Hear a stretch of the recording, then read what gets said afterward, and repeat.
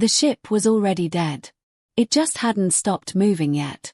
Captain Ara stood in the center of the command deck as the lights failed one by one, each flicker slower than the last, like a dying heartbeat refusing to end. The air had turned cold enough to sting her lungs. Frost crept across the edges of the control panels, thin and white like the beginning of a burial. No one spoke. No one needed to. They all understood. The gentle whisper was not going to survive this. A deep shudder ran through the hull. Somewhere below, something critical gave out with a low metallic groan that echoed through the structure like a final warning. "Status," Ara said. Her voice sounded steady. It wasn't. Behind her, Sulit, the youngest on the crew, tried to answer. Her hands hovered over the broken console, shaking just enough to betray her. "Power at 12%, dropping," she whispered. "Life support, unstable." Unstable. That was a polite word for dying. Ara closed her eyes for half a second. Not long enough to escape. Just long enough to feel it. Then she turned toward the observation window. And saw them. 14 ships. They hung in the darkness like waiting predators, spread out in a loose circle around her crippled vessel. No rush. No panic. Just patience. They knew. The Gra. Everyone in the galaxy knew the name. Slavers. Hunters. Monsters that didn't destroy ships. They harvested them. Ara's breath slowed. Not from calm. From understanding. "They're waiting," someone said quietly. Of course they were. Why waste energy chasing prey that could no longer run? The gentle whisper drifted helplessly, its engines silent, its defenses gone. A research vessel. No weapons. No escort. No chance. A perfect target. Ara stepped closer to the glass. The largest ship moved slightly, adjusting its position. Even from this distance, it dwarfed everything else, dark, jagged, covered in spikes and sensor arrays that glowed like watching eyes. She felt something cold settle deep inside her. Not fear. Not exactly. Something heavier. Final. "They hit us clean," her second officer said behind her. "Drive first. Then engines. Then communications." Ara nodded slowly. "Yes," she said. "Not an attack. A procedure." They hadn't been fighting. They had been prepared. A memory flashed in her mind. 3 crew members pulled into space when the hull split open in the first seconds of the assault. No time to scream. No time to understand. Just gone. She pushed the image away. 40 crew left. 40 lives. All looking at her. Waiting. Always waiting for the captain to have an answer. A solution. A miracle. She had none. Another tremor shook the ship. The lights dimmed further, turning everything into shadows and red emergency glow. The kind of light that made everything look like it was already bleeding. "Captain." Sulita's voice cracked again. "Temperature is dropping faster now." Ara didn't turn. She kept her eyes on the enemy ships. "They won't destroy us," she said quietly. No one replied. They didn't need to. They all knew what came next. Boarding. Chains. Markets. Ara's 4 hands tightened slowly at her sides. This wasn't a battle. It was a harvest. Behind her, someone began to cry softly. Another voice whispered something that sounded like a prayer. And somewhere in the silence between them, a single thought spread through the room like a shadow no one could escape. "No one is coming." Ara exhaled slowly. Then, for the first time since the attack began, she lied. "Hold together," she said. Her voice was stronger now. Clear. Controlled. "We're not finished yet." She didn't know if that was true. But she said it anyway. Because if she didn't, they were already dead. The waiting ended. 2 hours after the last system failed, the Gra moved. It began with a sound. Low. Grinding. Unnatural. Like metal being torn apart slowly, on purpose. Everyone on the gentle whisper heard it. No one spoke. No one moved. They just listened. The hull screamed. "Boarding," someone whispered. Ara didn't turn this time. She already knew. The first impact shook the entire ship. Something heavy latched onto the outer hull with a violent jolt that threw half the crew off balance. A second impact followed. Then a third. Then more. "They've attached," Sulit said, her voice barely holding together. "Multiple contact points." Of course they had. Predators didn't rely on one strike. They surrounded. They overwhelmed. They made sure there was no escape. The cutting started seconds later. Bright white heat burned through the outer hull as plasma torches carved their way inside. The sound was unbearable, high-pitched, violent, final. Like the ship itself was being dissected while still alive. Ara turned away from the observation window. "Everyone to the cargo bay," she ordered. No hesitation this time. No debate. They moved. Because there was nothing else to do. The cargo bay was large.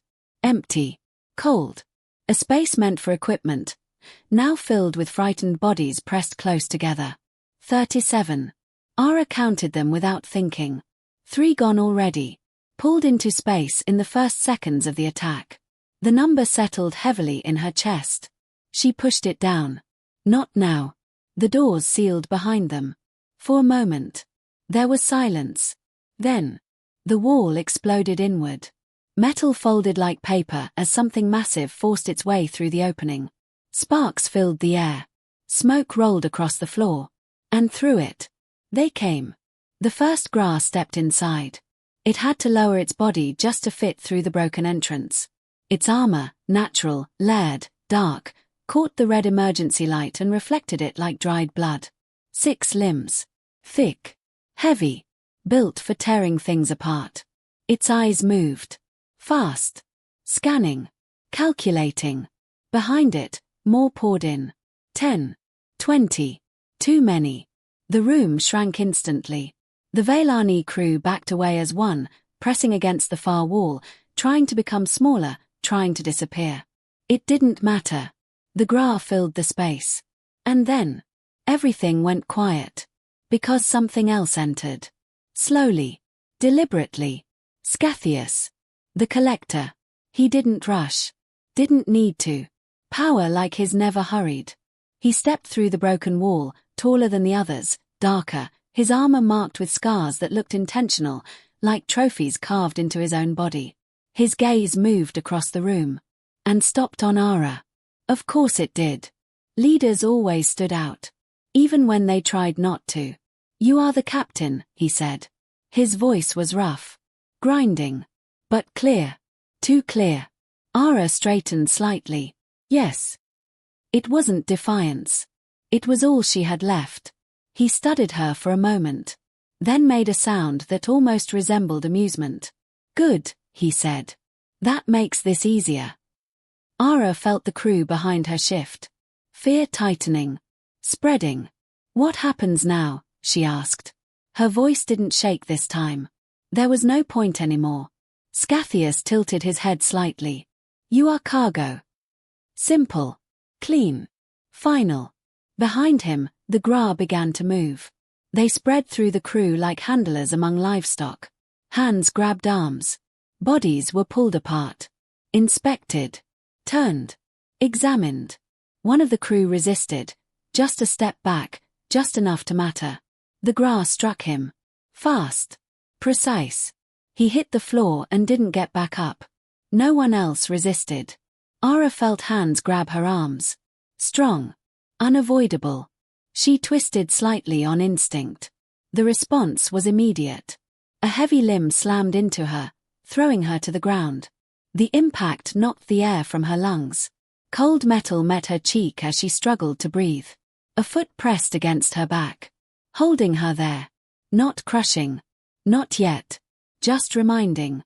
She was not in control anymore. She forced herself to look up. Scatheus was watching. Not angry. Not excited. Just evaluating. Like she was already an object. Ara's chest rose slowly as she dragged in a breath. "You won't get away with this," she said. She didn't know why she said it. Maybe because silence would mean accepting it. Scatheus made that grinding sound again. "You are already taken," he replied. Then he turned away. Conversation over. Behind her, She heard Sulit cry out as she was pulled away from the group. Ara reacted instantly. "Don't touch her." The pressure on her back increased. Just slightly. Enough. Enough to remind her again. Helpless. Useless. Too late. Across the cargo bay, the sorting continued. Healthy. Injured. Separate. Categorize. Like items. Not people. Ara lay there, her cheek pressed to the cold floor, staring at nothing. And for the first time, the truth settled in fully. Not as fear. Not as panic. But as something worse. Acceptance. They weren't being attacked. They weren't being killed. They were being processed. And no one was going to stop it. Then something changed. Not outside. Not with the Gra. Inside. A thought. Sharp. Desperate. Refusing to die. Ara's eyes moved slightly. Searching. Finding. Sulit. Across the room. Still alive. Still moving. Still thinking. Ara forced herself to speak. Quiet. Careful. Barely a whisper. Solith. The young officer looked up. Their eyes met. And in that moment, something passed between them. Not hope. Not yet. But something close. Ara swallowed. And said the one thing that shouldn't have mattered anymore. But did. Think. The word stayed in Sulita's mind. Think. Not panic. Not cry. Not freeze. Think. Her breathing was uneven. Her hands were shaking. The world around her felt distant, like she was watching it through thick glass. Gra voices clicked and echoed across the cargo bay. Crew members were being pulled apart, sorted, moved like objects with no say in their own fate. This wasn't happening. It couldn't be happening. But it was. And no one was coming. That thought tried to take over. Tried to crush everything else. Sulit forced it back. Think. Her eyes moved slowly, scanning, searching. And then, she saw it. A broken console panel near the far wall. Half destroyed. Sparks dead. Screen dark. Useless. Except. Not completely. Her mind caught something. A detail. Small. Fragile. Important. She pushed herself up, ignoring the Gra nearby. One of them noticed, its head snapping toward her, but she didn't run. Running meant fear. Thinking meant purpose.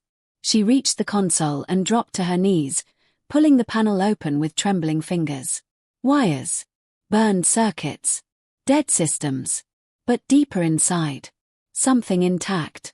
Her breath hitched. "No," she whispered. Then louder. "No, no, this is still connected." Ara heard her.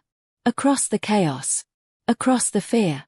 "Sulit," she called, struggling against the grip holding her. The Gra didn't care about the words. They didn't understand. That was their mistake. Sulita's hands moved faster now. Still shaking. But focused. "The main array is gone," she said, voice breaking but speeding up. "But the emergency pulse transmitter, it's on a separate line, they didn't hit it."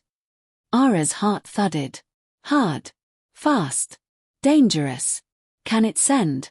she asked. Sulit hesitated. That hesitation said everything. "Once," she said. "Only once." The Gra continued their work around them, unaware that something had just shifted. Ara forced herself up, ignoring the pain in her side. "How far?" Sulit swallowed. "I don't know, maybe 40 light years, maybe less, maybe more if I pull power from life support." Ara froze. Life support. That meant. Sulit said it before she could. "If I do this, we lose oxygen reserves."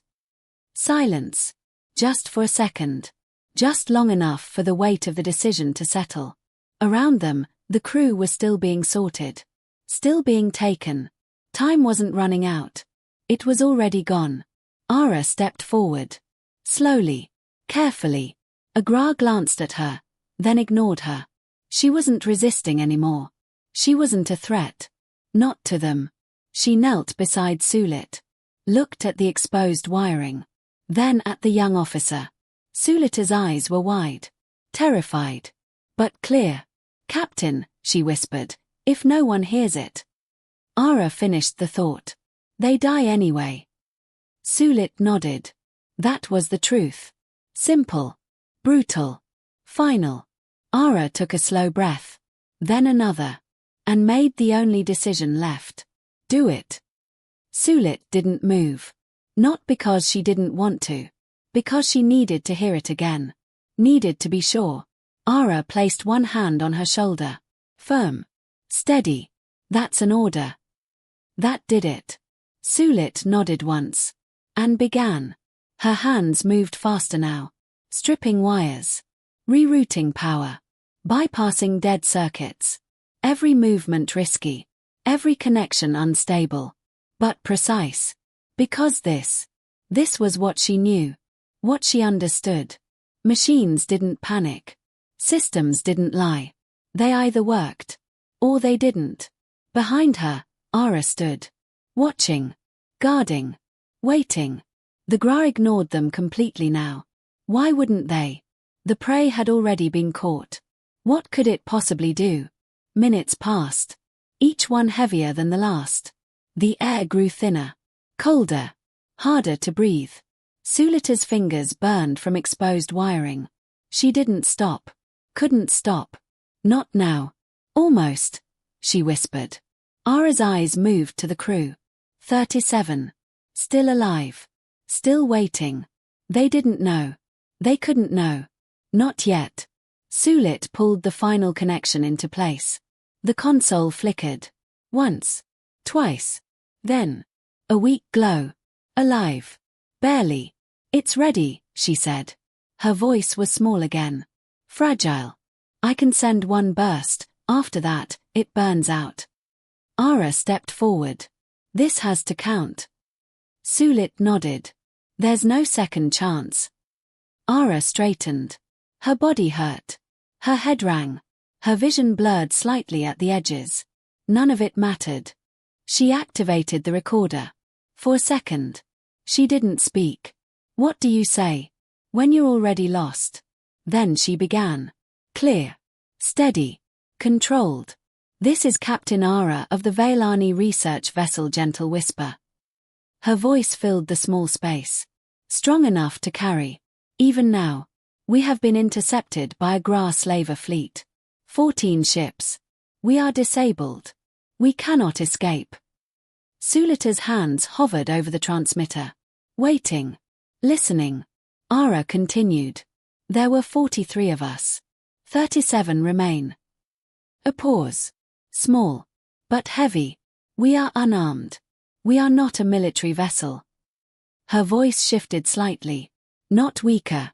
Just, more human. More real. We are scientists. Another pause. Then. Something changed. She could have ended it there. Kept it formal. Cold. Distant. But she didn't. Because this wasn't just a report. It was a last message. To anyone receiving this. Her voice softened. Just enough. We are being taken. Around her, the ship groaned again. Time was gone. We cannot fight. We cannot run. She looked at Sulit. At the crew. At the broken remains of everything they had been. And said the truth. Simple. Raw. Unavoidable. Please. A breath. Shaky this time. But still standing. If anyone can hear this. Her voice dropped. Not weaker. Just honest. Come.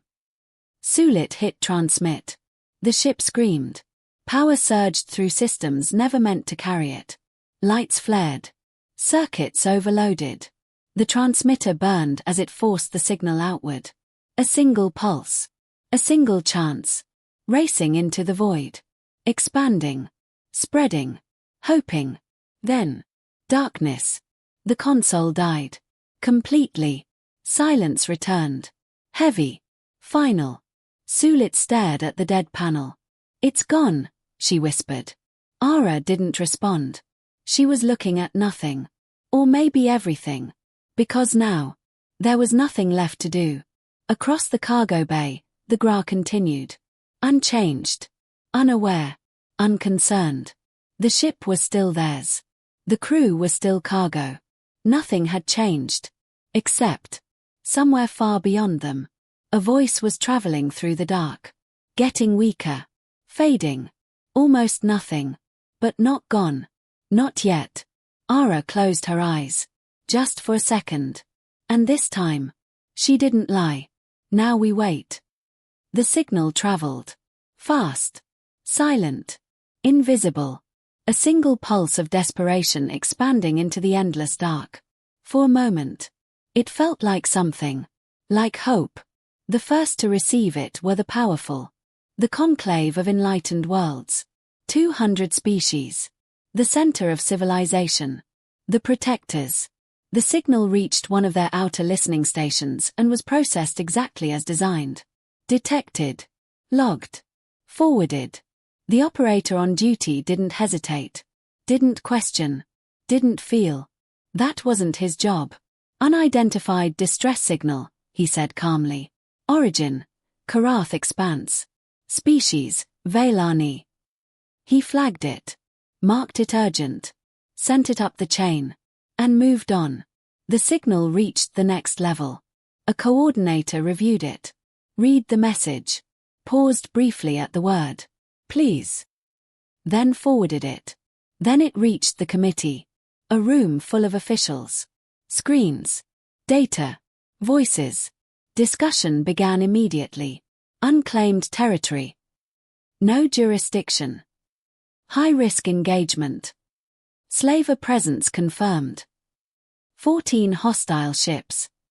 Casualty probability, extreme. They spoke quickly. Efficiently. Like people who had done this many times before. Because they had. The Vailani message played again. Soft. Desperate. Real. We cannot fight, we cannot run. Someone muted it. It made thinking easier. 4 hours later. A decision was made. No action. The reasoning was clear. Not their territory. No strategic value. High operational cost. Dangerous precedent. The file was closed. Marked complete. And just like that, the conclave chose silence. The signal moved on. The Thulari hegemony received it next. Masters of trade. Calculators of value. Nothing existed without a price. The analyst reviewed the signal. Not emotionally. Mathematically. Estimated rescue cost, fleet deployment expense, projected losses, Vailani economic value. Numbers filled the screen. Cold. Clean. Inarguable. The conclusion was immediate. Loss greater than gain. A recommendation was sent. No military action. Instead, a formal message was drafted. We express deep concern. We are open to negotiations. We hope for a peaceful resolution.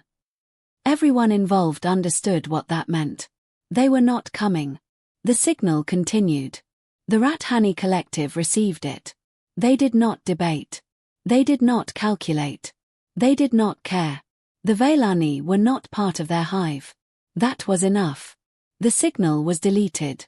One by one, others received it. 27 civilizations in total. 27 chances.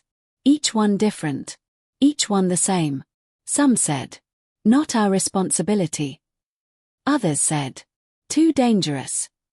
Some didn't respond at all. And one almost did. The near-help twist, important. The Orvani Federation.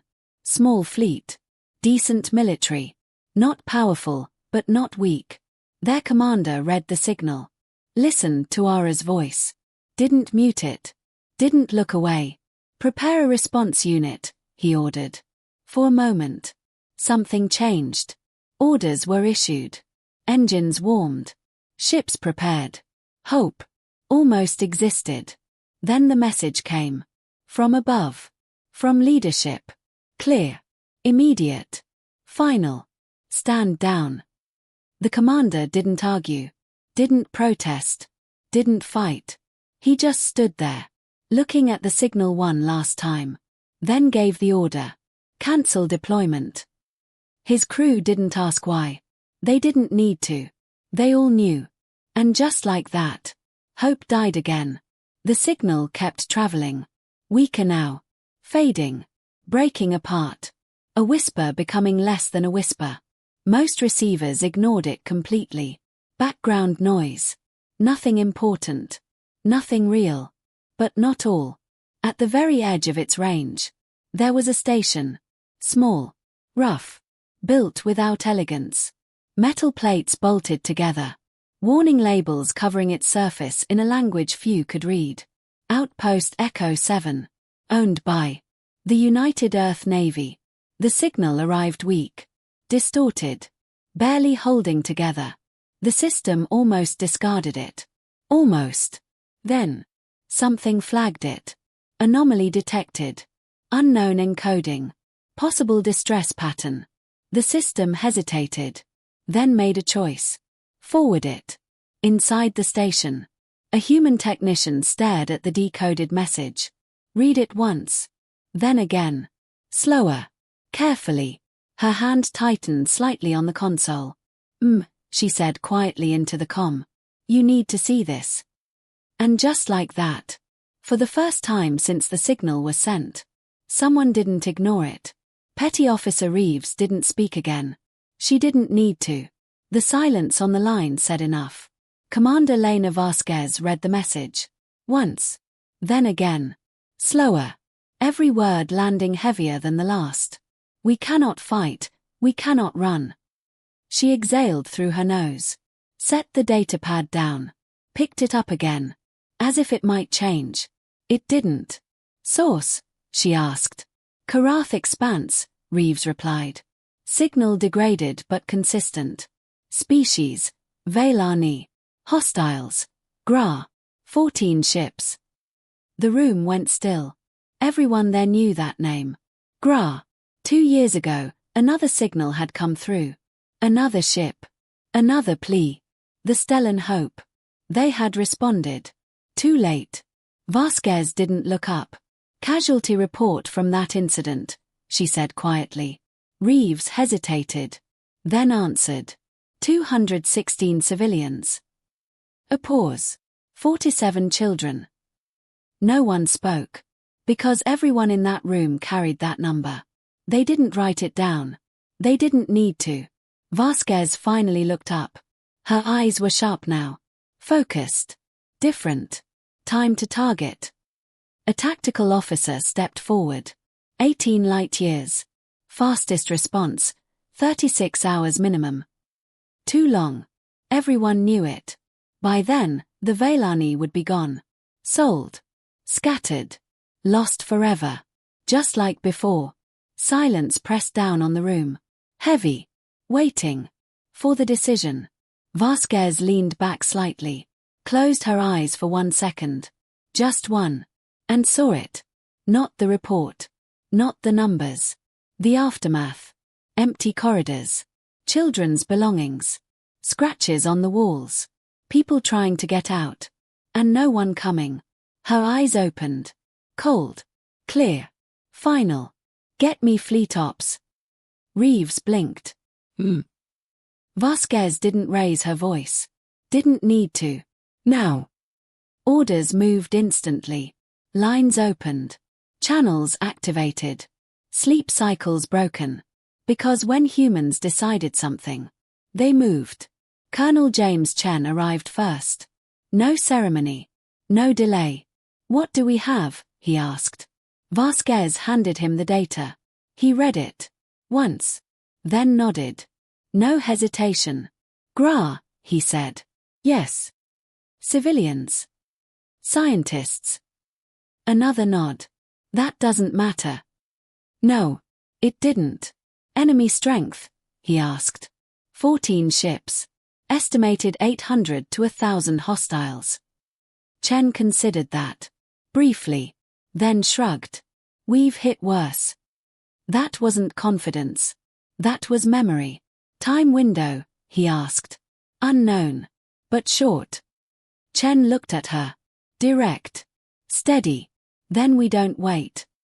There it was. The moment. The line everything turned on. Vasquez stepped toward the command table.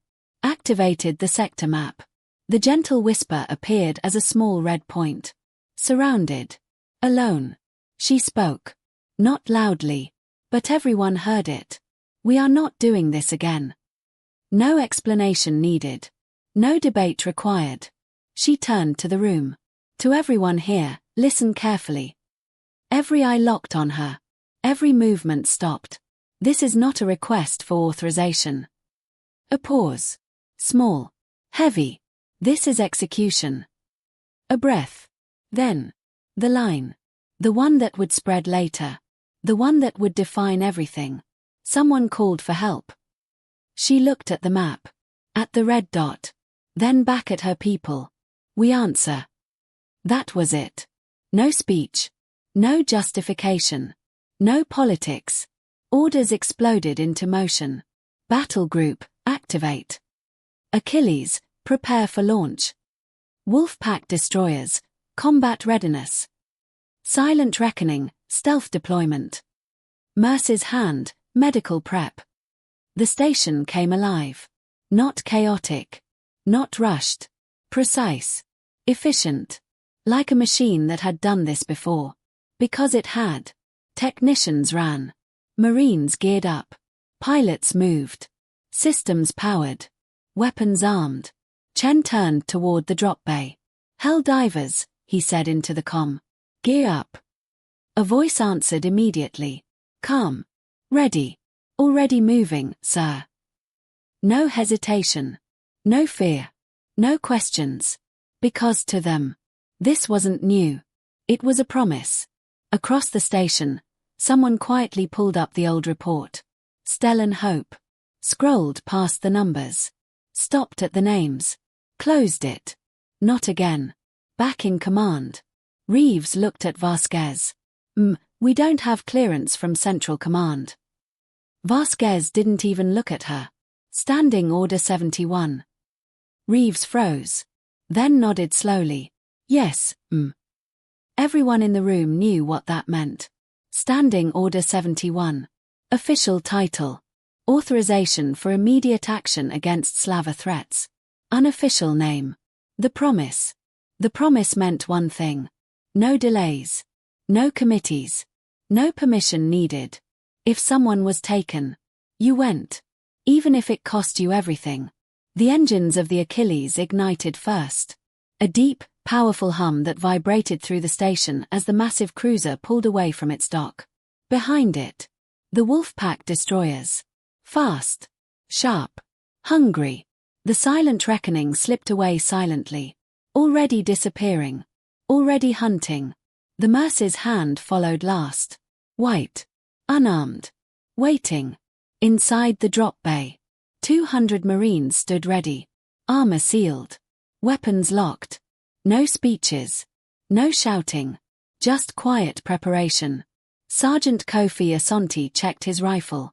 Again. And again. And again. Not because he needed to. Because it kept his hand steady. A photo flickered on his wrist display. A small boy. Smiling. Holding a ball. 7 years old. Same age as the ones from the Stellan Hope. He closed the display. Locked his rifle. Stood up. Across the bay. Chen watched them. Then spoke. Simple. Direct. Mission objective. Bring them home. A pause. Then. Alive. No one cheered. No one needed to. They already knew. Back on the command deck. Vasquez watched the fleet disappear into FTL. Stars stretching into lines. Then. Darkness. She stood there for a moment. Quiet. Still. Then said it softly. Not to the room. Not to the crew. To the signal. Hold on. The fleet didn't slow down. It couldn't. Every second mattered now. Every second meant distance. And distance meant loss. Inside the Achilles, the command deck was alive with motion. Not chaos. Never chaos. Everything moved with purpose. Screens updated in real time. Data streamed across holographic displays. Coordinates adjusted constantly. At the center, Commander Park stood still. Watching. Thinking. Calculating. Distance, he asked.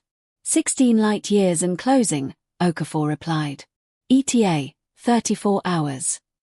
Too long. Park didn't say it. He didn't need to. Everyone felt it. The Gra won't wait, Vasquez said through the command channel. Her voice carried across every ship in the formation. They'll split the captives once they're processed. Okafor nodded. Yes, Once they scatter, recovery probability drops below 10%. 10%. That was just another way of saying, gone. Park leaned slightly forward, studying the map. 14 enemy ships. 1 holding the captives. 13 guarding it. Standard slaver formation. Predictable. Efficient. Deadly. We don't have time for a full assault, he said. No, sir. Okafor agreed. A pause. Then we don't do a full assault. The room shifted. Focus tightening. This was the moment. Options. Park asked. Okafor tapped his display. We split the force. Send fast movers ahead, wolf packs and silent reckoning. Heavy ships follow. Risk. High. Survivability. Low, if they engage alone. Park nodded slowly, then looked up. Who said anything about engaging alone? That got attention. Across the fleet channel, a new voice spoke. Soft. Calm. Almost relaxed. Lieutenant Commander Yuki Tanaka. Captain of the Silent Reckoning. I can blind them, she said. No hesitation. No doubt. Just fact. Park turned slightly. How long? 3 seconds. A pause. Then. 3 seconds of complete blackout. Silence. Because everyone understood what that meant. No sensors, Tanaka continued. No communications. No targeting. Another pause. Then. They won't even know we're there. Okafor exhaled slowly. That gives us a window. Park shook his head slightly. No. He looked at the display. At the enemy formation. Then back at his team. It gives us the fight. That was the difference. Vasquez's voice came through again. Explain. Park didn't look up. He didn't need to. He already saw it. Silent Reckoning goes in first, he said. Stealth approach. Maps targets. Identifies the captive ship. Tanaka responded immediately. Already on it. Wolf packs follow, Park continued. They hit fast. Close range. Maximum disruption. A new voice cut in. Sharp. Confident. Lieutenant Commander Aisha Rahman. Captain of the Fang of Morning. Point blank, she asked. Park nodded slightly. As close as you can get. Rahman smiled. No one saw it. But they heard it. In her voice. Understood. Achilles arrives after blackout, Park said. Heavy fire support. Target priority, disable, not destroy. Okafor added quickly. We need that command ship intact. That's where the captives are. Park nodded. Then. The Helldivers go in.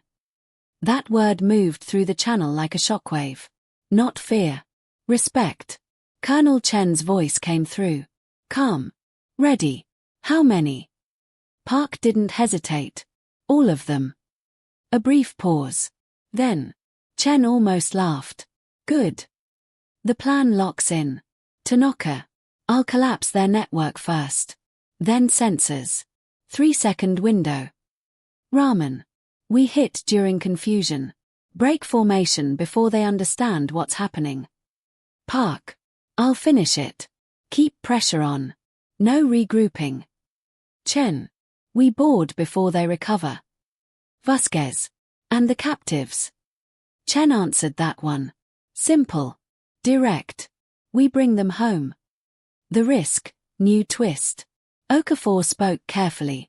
There's one problem. Everyone waited. If the Gra trigger emergency FTL scatter during the blackout. The room went still. We lose everything. Because then. The captives vanish. Forever. Park nodded slowly. Yes. No solution offered. Because there wasn't one. This wasn't a safe plan. This wasn't even a good plan. It was the only plan. The human difference. Vasquez spoke again. Quiet. But clear. Other species would wait. A pause. They'd gather more ships. Build a larger force. Increase success probability. Silence. Park finally looked up. We don't have that luxury. Chen added. Neither do they. No one argued. Final preparation. Across the fleet. Systems armed. Weapons charged. Armor sealed. In the drop bay. 200 Marines stepped into their pods. Each one barely larger than a coffin. Each one a bullet. Asante climbed into his. Locked in. Dark. Tight. His breathing slowed. Controlled. A voice came over the squad channel. Chen. Listen up. Silence. No speeches. A few quiet chuckles. You know the job. A pause. Then. Get in. Get it done. Get out. Another pause. Bring them home. That was it. Asante closed his eyes for a second. Then opened them. Third squad ready, he said. Around him. Voices echoed. One by one. Ready. Ready. Ready. 200 times. The hunt begins. On the silent reckoning. Tanaka watched the enemy fleet. 14 ships. Still calm. Still unaware. She exhaled slowly. Rested her hand over the control. They have no idea, she said quietly. Then she pressed the first command. And disappeared. The Gra fleet drifted in silence. Calm. Orderly. Untouched. They had already won. Inside the command ship, Scathia stood over a holographic display, reviewing numbers. Cargo value. Route efficiency. Market timing. All that mattered now was profit. The Vailani were secured. The operation was complete. Commander, a sensor officer said. Scathius didn't look up. Yes. Long-range anomaly detected. That got his attention. Slowly, he turned. What kind of anomaly? The officer hesitated. That's the problem. It doesn't match anything. The display flickered. A faint signal. Weak. Unstable. Almost nothing. Scathius leaned closer. Clarify. FTL signature, the officer said. But, irregular. Too quiet. Too controlled. Scathius stared at it. Then made a dismissive sound. Merchant, he said. Or smuggler. They're approaching fast, the officer added. That gave him pause. How fast? The officer swallowed. Faster than standard profiles. Now. Scathius was interested. Magnify. The display sharpened. The anomaly flickered again. Closer now. Still unclear. Still wrong. Still no identification. No, Commander. Scathius straightened. Something about this. Didn't feel right. Raise alert status, he ordered. Prepare for potential contact. The Gra officers moved. Not hurried. Not worried. Just, ready. They had numbers. They had strength. They had control. Nothing in this sector could challenge them. Nothing should. But something was already there. 200 kilometers behind them. Hidden in the shadow of drifting rock. The silent reckoning watched. Dark. Invisible. Silent. Tanaka sat perfectly still. Eyes moving across the data. Every ship. Every position. Every weakness. They still don't see us, her systems officer whispered. Tanaka nodded. Of course they don't. Because they weren't supposed to. She studied the formation. Loose. Confident. Unprepared. Perfect. Target confirmed, she said. Command ship. Center mass. Captives located. Data streamed across her display. Life signs. Clusters. Heat signatures. Alive. Her eyes softened for half a second. then sharpened again. "Mark all ships," she ordered. "Prepare full-spectrum disruption." Her crew moved instantly. No wasted motion. No wasted breath. Because this moment, this exact moment, was what they had trained for. The fleet arrives. 50,000 kilometers away. Space tore open. 5 ships dropped out of FTL. Violent. Sudden. Unmistakable. The Achilles. The Wolfpacks. The Mercy's hand. They didn't hide. Didn't wait. Didn't hesitate. They arrived like a statement. On the GRA command deck. Alarms screamed. Contacts. Multiple vessels. Unknown configuration. Scathieus turned sharply. "Identify them." The display struggled. Then. Locked. 5 ships. Small. Compact. Strange. Species unknown, the officer said. No match in database. Scathieus narrowed his eyes. "Only 5. "Yes." A pause. Then. That grinding sound again. Amusement. "They challenge 14, he said. Confidence returned. Because numbers mattered. They always had. "Form attack wedge," he ordered. "Destroy the lead ship first." The GRA fleet shifted. Reforming. Preparing. They had done this before. Many times. They expected. Order. Predictability. Control. They were wrong. The first contact. On the Achilles. Commander Park watched the enemy formation change. "Right on schedule," Okafor said. Park nodded. "Open channel." The transmission cut through space. Clear. Strong. Unavoidable. "This is Commander Park of the United Earth Navy." The GRA bridge went silent. "You are holding sentient beings against their will." A pause. Measured. Deliberate. "You will release them immediately." Another pause. "You have 15 minutes. The message ended. Silence followed. Then. Laughter. Scathieus leaned back slightly. "Humans," he said. "I've heard of them." His officer looked at him. "Deathworlders." Scathieus made a low sound. 5 ships, he said. Against 14. He leaned forward. Eyes narrowing. "Send response." The officer hesitated. "What message?" Scathieus didn't smile. "But something close. 1 word." The transmission went out. Short. Crude. Clear. An insult. "The countdown begins. On the Achilles." Okafor read the translation. Then looked at Park. "He thinks we're bluffing." Park didn't react. He just glanced at the timer. 14:12 remaining. "Good," he said. A pause. Then. "Let him." The reality shift. Across the battlefield. 2 things happened. The GRA prepared for war. And the humans. Prepared something else. Because while every eye was on the 5 visible ships, no one noticed. The 6th. 00:15. 00:14. 00:13. The timer ticked down. No one on the GRA fleet understood it. But they felt it. Something in the air had changed. On the Collector's Prize, Scathieus watched the human ships hold position. Too still.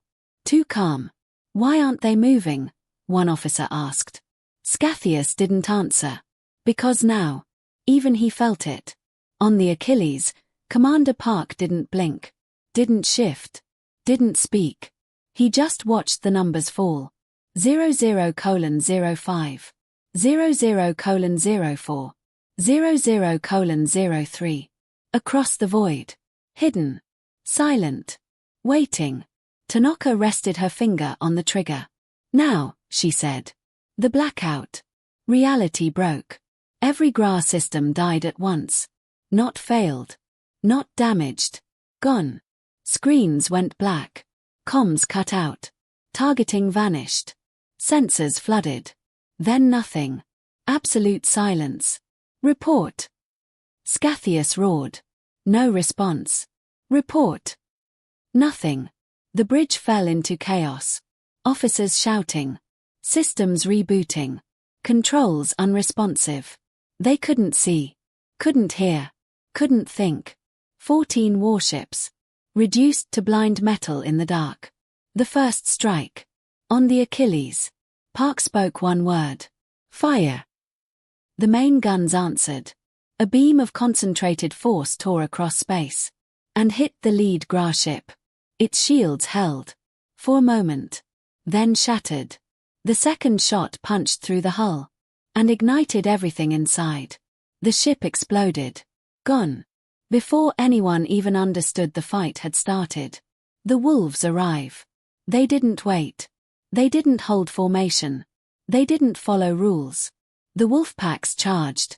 3 destroyers. Diving straight into the middle of the Gra fleet. Too fast. Too close. Too aggressive. On the fang of morning, Raman grinned. Let's get loud, she said. Her ship slipped between 2 Gra vessels. So close metal scraped metal. Then she opened fire. Point blank.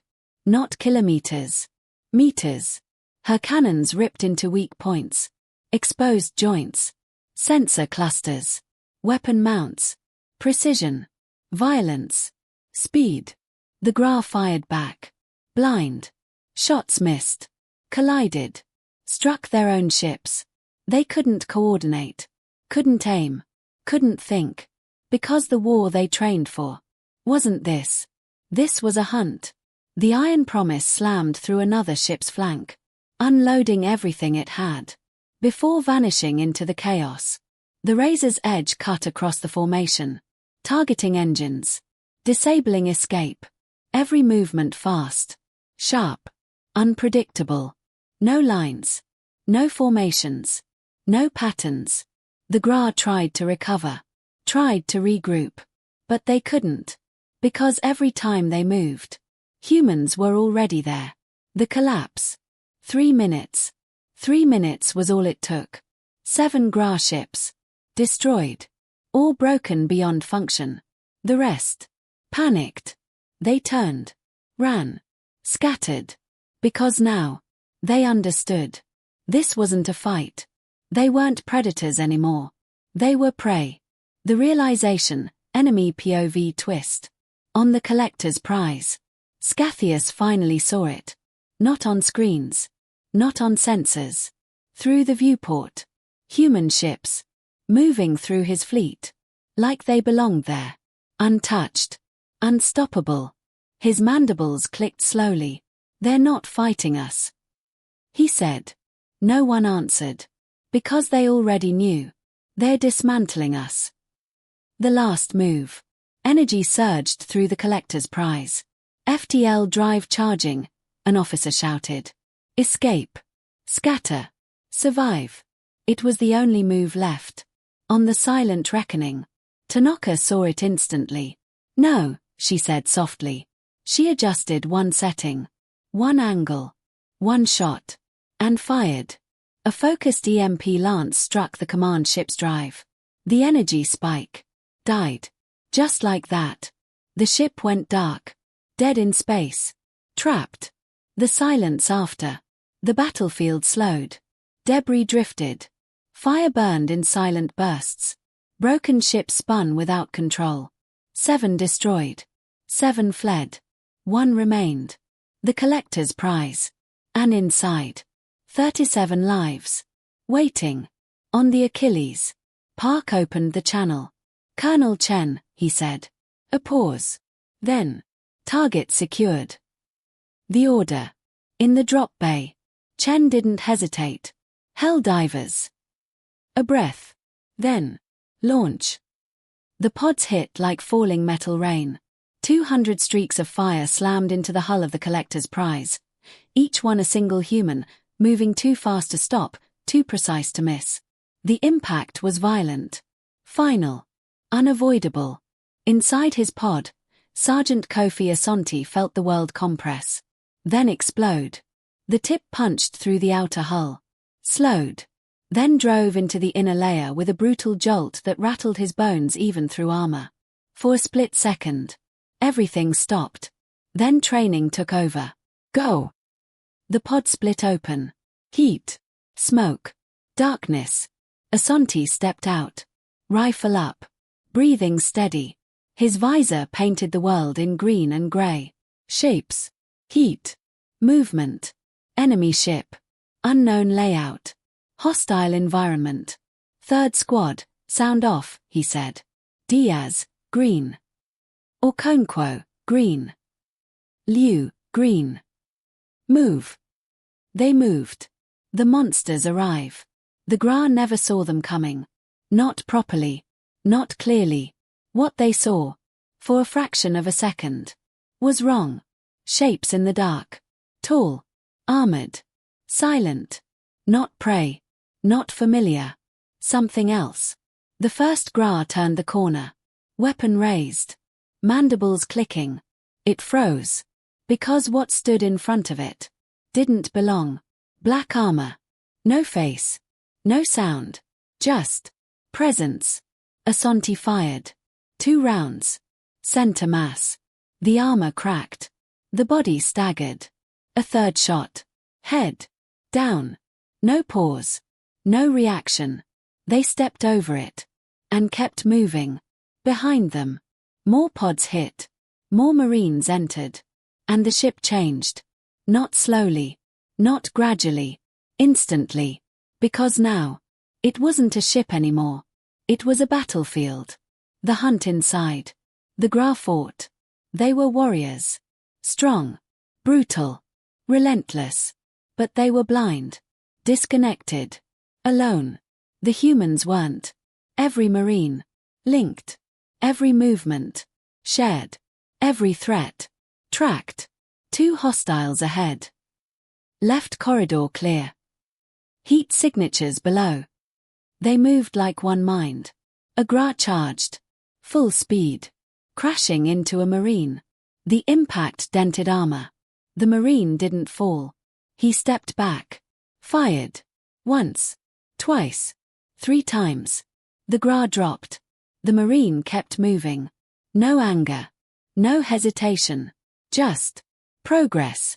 The descent. Deck 7, Asante said. Below them. The captives. Alive. Or not. They didn't know. They didn't stop. The deeper they went, the hotter it got. The air thicker. Harder to breathe. The ship was dying. Good. The door. They found it. Large. Sealed. Heavy. Locked, Liu said. Cut it, Asante replied. The tool hummed. Metal glowed. Power failed. The door slid open. Slow. Darkness inside. Silence. Then. Movement. The fear. Dozens of Vailani huddled inside. Thin. Weak. Terrified. When the door opened, they flinched. All of them. Because they expected the Gra. Instead, they saw something worse. Humans. Tall. Armored. Faceless. Holding weapons. Monsters. No one moved. No one spoke. The fear in the room was complete. Asante stopped in the doorway. He understood. What they saw. What they felt. To them. He wasn't rescue. He was just another kind of danger. The shift, most viral moment. He lowered his rifle. Slowly. Clipped it to his back. Raised his hands. Empty. Then. He knelt. Brought himself down to their level. Smaller. Safer. Different. The room didn't change. Not yet. He reached up. Pressed the release. His helmet came off. For the first time.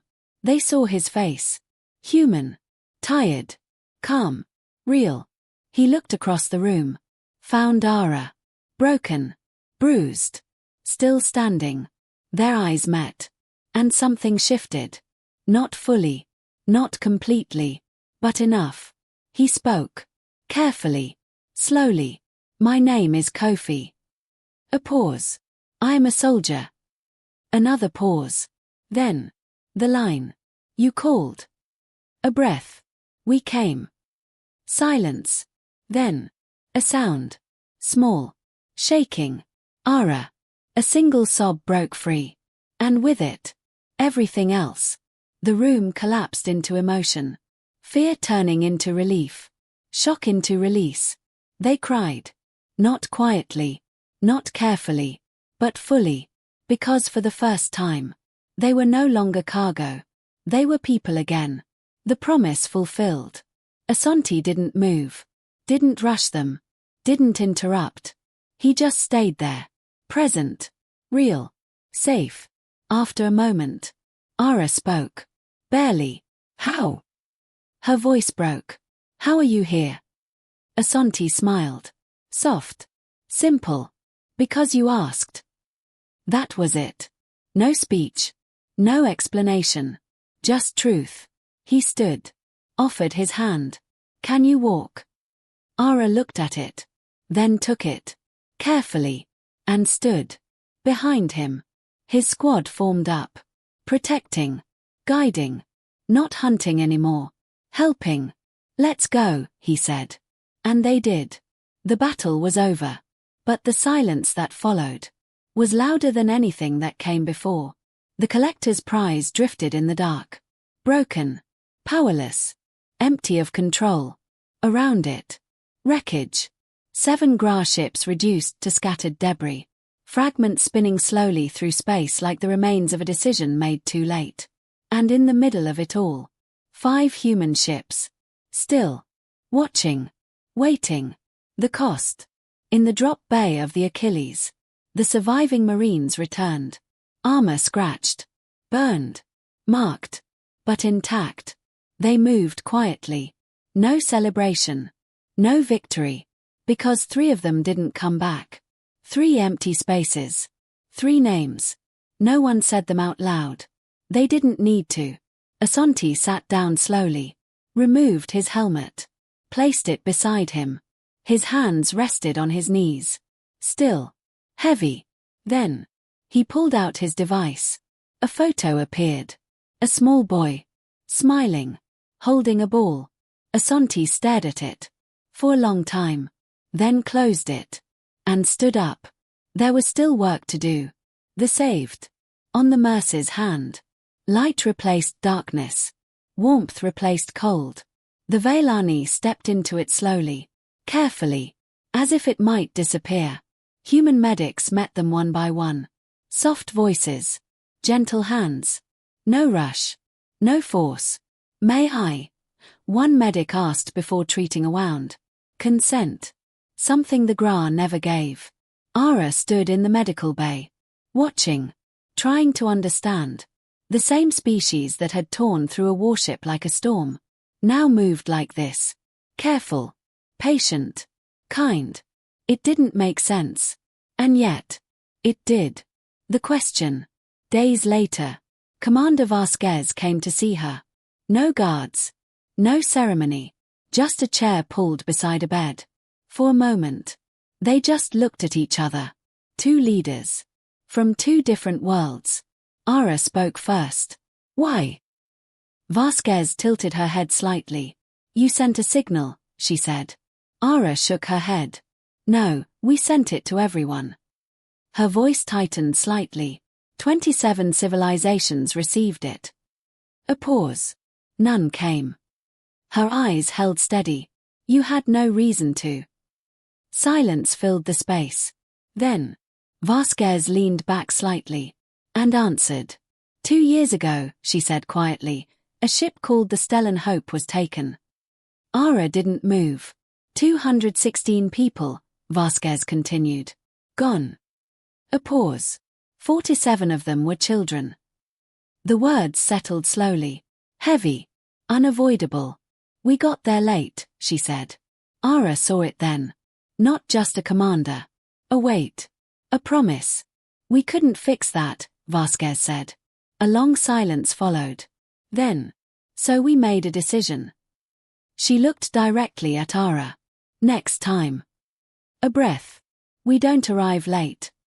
Another breath. We don't wait. And then. The truth. Simple. Unshakable. If someone calls. A pause. We go. The galaxy reacts. The story spread. Fast. Unstoppable. The signal. The silence. The rescue. Every detail. Every name. 27 civilizations had heard the call. 27 had done nothing. One had answered. The conclave released a statement. Long. Careful. Defensive. No one listened. The Thulari issued a formal response. Polished. Strategic. Empty. No one believed it. The others stayed quiet. Because there was nothing left to say. The shift. But somewhere else. Something changed. The smaller species. The quiet ones. The ones who lived between empires. They had always known the truth. No one was coming. Until now. Delegations began to move. Requests sent. Messages carried. Not asking for power. Not asking for protection. Just asking one question. Is it true? If we call. A pause. Will you come? The answer. On a small outpost. A young human officer received that question. He didn't hesitate. Didn't consult policy. Didn't check authority. He just answered. Yes. That was enough. The legacy. Months later. Ara stood on a new ship. Stronger. Escorted. Protected. Different. She looked out at the stars. The same ones. The same dark. But not the same galaxy. Because now. There was something new out there. Not the strongest force. Not the largest. Not the most advanced. But something else. Something rarer. Something the galaxy had been missing. The final line.